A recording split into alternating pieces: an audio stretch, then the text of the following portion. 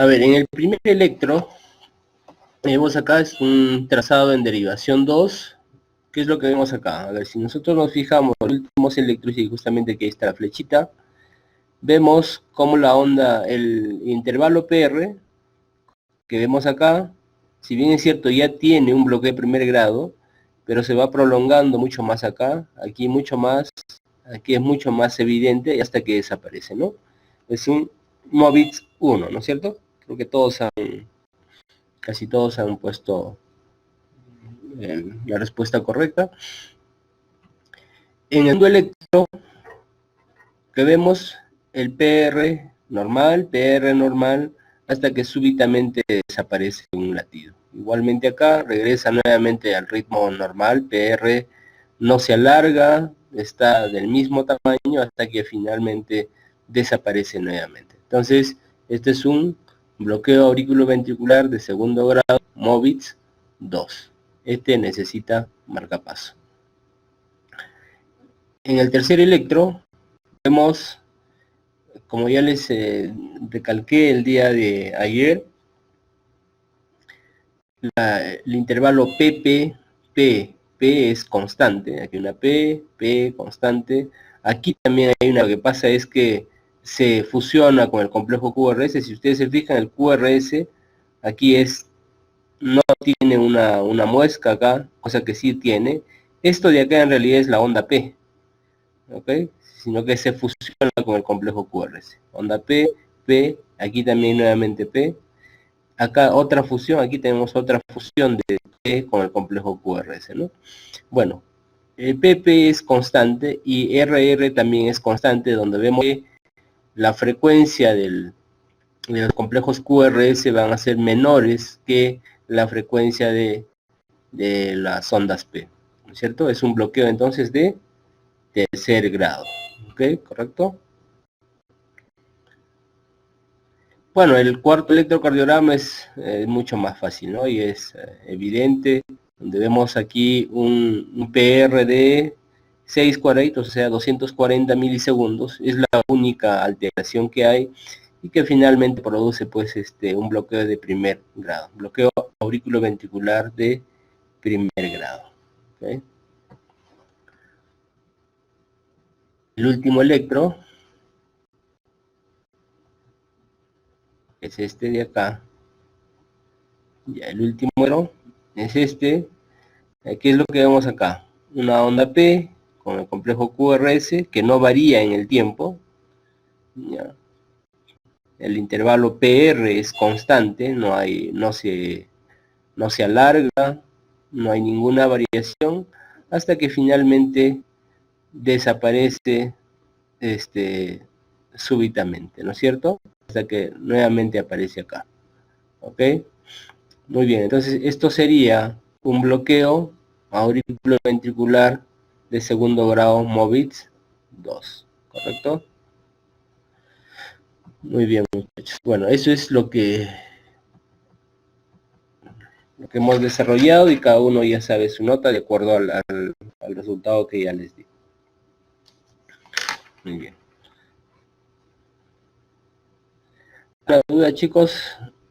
Algo ya para pasar a otro punto, a otra alteración.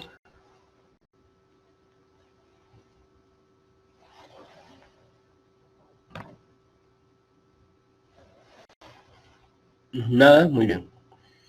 Bueno, vamos a ver entonces ahora los bloqueos de rama derecha e izquierda, ¿ya? A ver.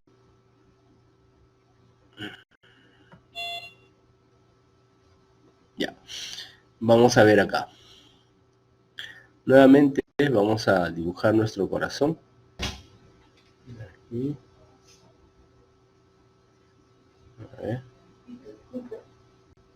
Sí. Ah, ya, eso ya para mañana. Ya. Mañana ya. Sí. Ah, sí, te queda, déjenlo. Se queda nomás. Ya, nodo sinusal. Nodo auriculoventricular. Y las ramas. Ayer lo que vimos y el examen que dieron es el bloqueo a nivel del nodo. ahora lo que van a ver es bloqueos de rama. Bloqueos y hemibloqueos, ¿ok?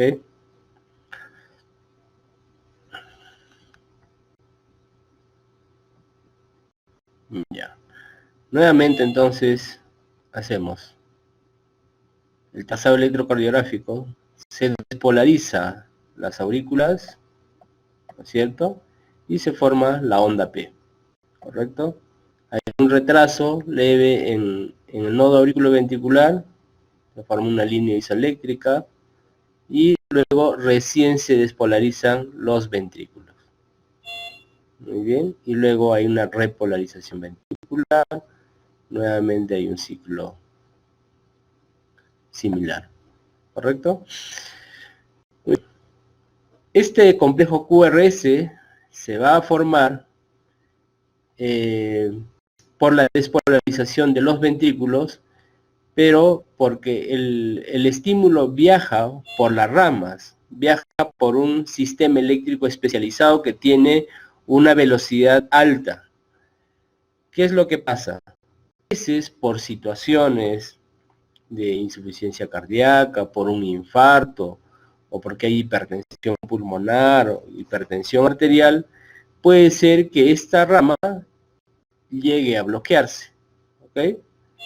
Esta rama puede bloquearse, ¿ok? Se bloquea acá. Entonces, ¿qué sucede? Imagínense que este corazón, esta parte del corazón, en este caso el ventrículo derecho, no se contraiga. En ese caso, ¿qué es lo que va a suceder? Imaginen que no se contrae el ventrículo derecho. A ver, disculpen muchachos. Entonces, ¿qué es lo que sucede si es que esto se bloquea? ¿Okay? Si hay un bloqueo aquí en esta rama, no es que este ventrículo deje de contraerse. Imagínense que se deje de contraer, no se va a expulsar la sangre del ventrículo derecho hacia los pulmones y por lo tanto no se oxigena la sangre y el paciente puede fallecer. Eso no sucede, ¿ok? Se encarga de despolarizar este ventrículo derecho, la otra rama, ¿ok? Pero para esta rama es un doble trabajo y el estímulo no va a pasar pues por las vías normales, va a pasar por el miocardio, por un sistema muy diferente al sistema eléctrico normal y por tanto se va a demorar más en el tiempo. Entonces, cuando el estímulo se demora más en el tiempo, ¿qué es lo que va a suceder? ¿Cómo va a ser ese complejo QRS?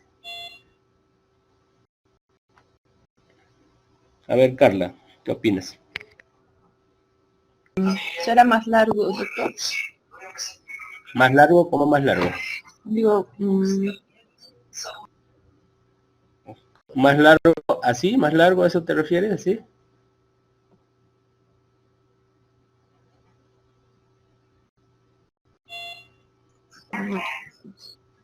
me refería al ancho, doctor. Ah, más ancho. Ok. Más ancho. Más ancho. Va a ser más ancho porque cuando... ¿Qué cosa nosotros medimos en el eje horizontal del electrocardiograma? Como les decía, medimos el tiempo.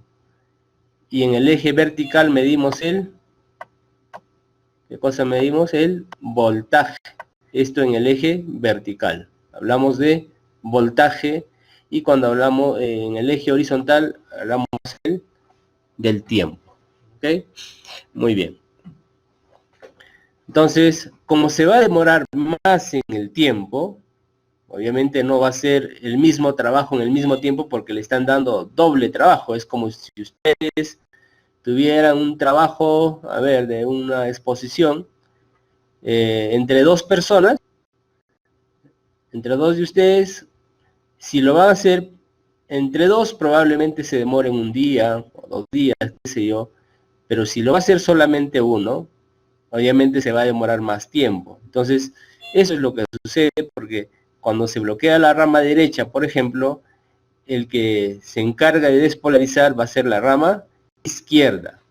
Obviamente la rama izquierda primero va a despolarizar su ventrículo, despolariza el ventrículo izquierdo y luego va a pasar no por la rama, porque eso está bloqueado, sino va a pasar por el miocardio en sí, y por lo tanto va a despolarizar en ese sentido, de izquierda hacia la derecha, ¿ok?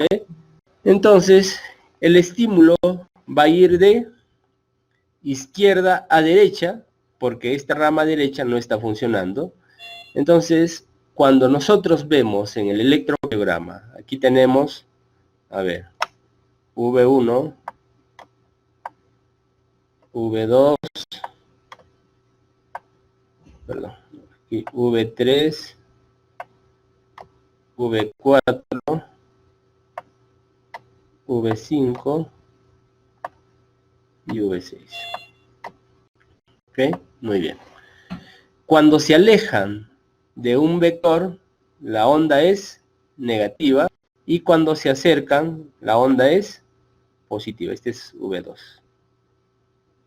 Okay. ¿No es cierto? Eso ya ustedes saben que cuando tienes un vector y hay un estímulo que se acerca a este vector, la onda va a ser positiva. Por eso que en ABR, que va en este sentido, de izquierda a derecha y de abajo hacia arriba, todas las ondas son negativas porque el eje del corazón y el estímulo va en general, el vector resultante va de arriba hacia abajo y de derecha hacia la izquierda. En este caso, como el estímulo va de izquierda hacia la derecha, ¿qué es lo que va a pasar? El estímulo se está acercando a V1 y a V2, y por lo tanto la onda va a ser, en V1 y V2, ¿cómo va a ser? La onda va a ser positiva. Positiva. Y como tiene que despolarizar una sola rama, dos ventrículos, primero despolariza el ventrículo izquierdo, y después, uy, me falta otro ventrículo. Entonces, otro ventrículo más que tiene que despolarizar una sola rama. Y como la despolarización es atípica, la repolarización también es atípica. Por eso que la onda T, que representa la repolarización, también es negativa. ¿Ok?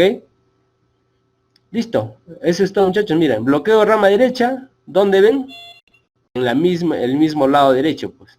En V1 y V2 va a ser un QRS ancho. Cuando hablamos de QRS ancho, QRS de mayor a ¿cuánto? 0,12. Ajá, mayor a 0,12 o mayor a 120 milisegundos, que es lo mismo, ¿cierto? ¿Y qué más? Va a tener esas dos orejitas así de conejito. Eso es simplemente bloqueo de rama derecha. ¿Y qué es lo que va a suceder? A ver, en el caso contrario. Ahora vamos a hacer de color verde cuando se bloquea la rama izquierda. Vamos a suponer, se bloquea la rama izquierda. ¿Quién se encarga de despolarizar? La rama derecha. ¿Cuál va a ser el sentido de la despolarización? De abajo hacia arriba y de derecha hacia la izquierda. Listo. Este va a ser el sentido de la despolarización. ¿Y qué es lo que vamos a ver? Lo mismo. Vamos a ver lo mismo, pero en V5 y V6. ¿Ok? Es lo mismo. Esto sería izquierda, bloqueo de rama izquierda. Bloqueo completo de rama izquierda se dice cuando es más de 120. Y esto sería la derecha. Bueno, sería así como azul, pero no importa. Esto sería derecha y esto sería izquierda. ¿Ok? Es lo mismo. Entonces ya saben por qué es ancho. Porque no pasa por las vías normales. Porque tiene dos cúspides, porque representa uno a cada ventrículo. Y porque T negativa, que como la despolarización fue atípica, la repolarización también es. Vamos a trabajar. Cuando hablamos de hemibloqueos, vamos a ver solamente la rama izquierda, porque la rama izquierda es la única que tiene dos subramas. Una rama, a ver, una antero superior y una postero inferior, ¿correcto? Muy bien. Es el mismo principio, es lo mismo que yo les dije. A ver, ¿qué es lo que sucede si es que se bloquea la rama antero superior? Entonces hablamos de un hemibloqueo anterior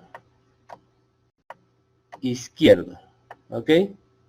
Del as de Gis, a veces lo van a encontrar así, mi bloqueo anterior izquierdo del as de Gis. ¿Ya?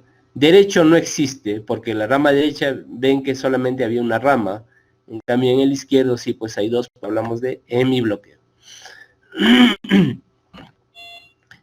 ¿Qué es lo que va a suceder acá? Como es dentro de la misma cavidad, dentro del mismo ventrículo, la velocidad con la cual se va a despolarizar todo el ventrículo casi no va a variar mucho, de manera que el QRS no se va a ensanchar porque es la misma cavidad. No es como cuando hay un bloqueo completo de una rama como vimos en el caso anterior. ¿Okay? Entonces aquí no va a haber ensanchamiento del complejo QRS, pero lo que sí va a haber es una desviación del eje. Por eso es importante calcular el eje. Muy bien, vamos a ver acá. Entonces, ¿qué es lo que sucede? Como está bloqueada la rama superior, ¿quién se encarga de despolarizar el ventrículo izquierdo en su totalidad? La rama inferior. Muchachos, ¿me están escuchando, no? ¿O se fue la señal? Sí, doctor, estamos escuchando. Sí, ya, ok, ya, listo. Entonces, ¿quién se encarga de despolarizar ese ventrículo? Ah, la rama inferior, pues. Entonces, ¿qué hacemos? Va a despolarizar, ¿en qué sentido? A ver, ¿cómo despolarizaría esa rama? A ver, Milagros. De abajo hacia arriba, ¿no es cierto? Perfecto. Ya. Vamos de abajo hacia arriba. Entonces, va a despolarizar en este sentido. Entonces, como no se va a ensanchar el complejo QRS, pero sí va a variar el eje. Entonces, normalmente, vamos a ver acá, en el eje, ya habíamos visto que el eje normal va desde menos 30 hasta 120. Este es el eje normal. Pero ¿qué es lo que sucede cuando hay hemibloqueo? El eje se va a ir más hacia arriba y más hacia la izquierda. Por lo tanto, el eje va a ser así. ¿Correcto? Este es 1 y este es ABF. Entonces, ¿cómo va a ser el electrocardiograma? ¿Cómo va a ser en uno, cómo va a ser las ondas? ¿Va a ser positivo o va a ser negativo? En derivación 1. A ver, Martín.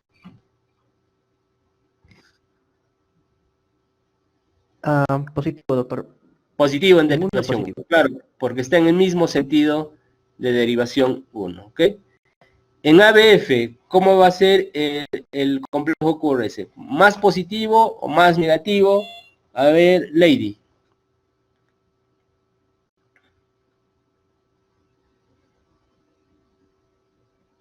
Doctor, en el F es... Negativo, correcto. Porque miren, F va en ese sentido y miren para dónde está el eje. Entonces va a ser, en F va a ser negativo. Entonces, ¿cómo vamos a ver en F? Probablemente vamos a ver pues así. Así. Bueno, estoy exagerando un poco, ¿no? Pero más o menos es así. Y el QRS es angosto, no es ancho. Y en derivación 1 probablemente veamos un complejo QRS así. Así, ¿no? O un poquito más de positivo. Ya, ahí. Probablemente eso es lo que veamos en 1. Entonces, ¿cómo hallamos el eje? Si en F es negativo y en 1 es positivo, entonces hay un hemibloqueo. ¿Ok?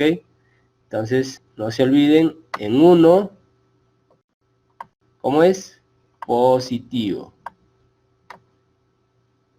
Y en F es negativo. Muy bien. Cuando vean eso, y el QRS es angosto, es un hemibloqueo, pues. Es un hemibloqueo. ¿Ok? Claro, obviamente tiene que ser menos 30 grados, ¿no? Porque recuerden que puede ser hasta menos 30 el eje normal del corazón. Muy bien. Ahora, por el otro lado, ¿qué hacemos? A ver. Vamos a hacer de moradito, a ver. Ya. Se bloquea la rama posterior o inferior. ¿Cuál va a ser el sentido de la despolarización? en sentido opuesto, pues, ¿no? Ya, vamos a hacer así. Va a ser de izquierda a derecha y de arriba hacia abajo. Entonces, vamos a ver, vamos a graficar acá mi bloqueo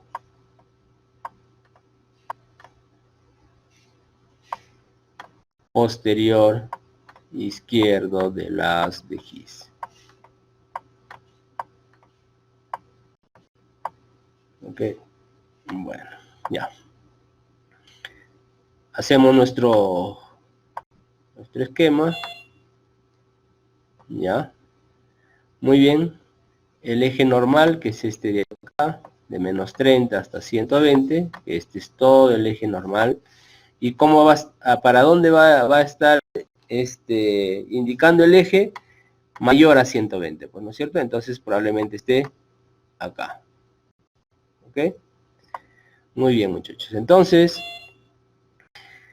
¿cómo va a ser en derivación 1? A ver, en derivación 1, ¿cómo es? A ver, Carla. ¿Positivo o negativo? Recuerden que este es 1 y este es F.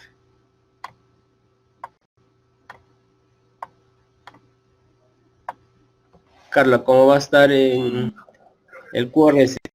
¿Negativo o positivo? ¿Positivo, doctor? Bueno, ¿qué es positivo? A ver, Martín. Puesto en el mismo cuadro. Donde doctor, en uno es negativo, en ABF es positivo. Claro, en 1 es negativo porque está al otro lado. Miren, todo de esta línea para allá, en 1 es positivo. De esta línea para allá va a ser negativo. Pues ahí está el eje. Aquí está el eje, está al otro lado. ¿No es cierto? En 1 es negativo. Y en ABF tenemos aquí ABF. Igualmente acá, de esta línea horizontal para abajo, va a ser positivo. Y está, aquí está el eje positivo.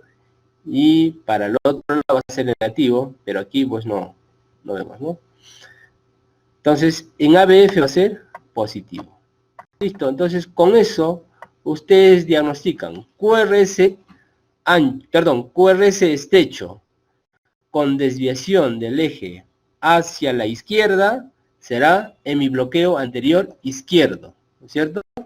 Si se desvía hacia el lado derecho, es decir, tiene más de 120 grados, un hemibloqueo posterior izquierdo. ¿Y cómo ven eso? Justamente pues con las derivaciones 1 y ABF, donde nos vamos a ver pues si hay desviación del eje o no. ¿Correcto?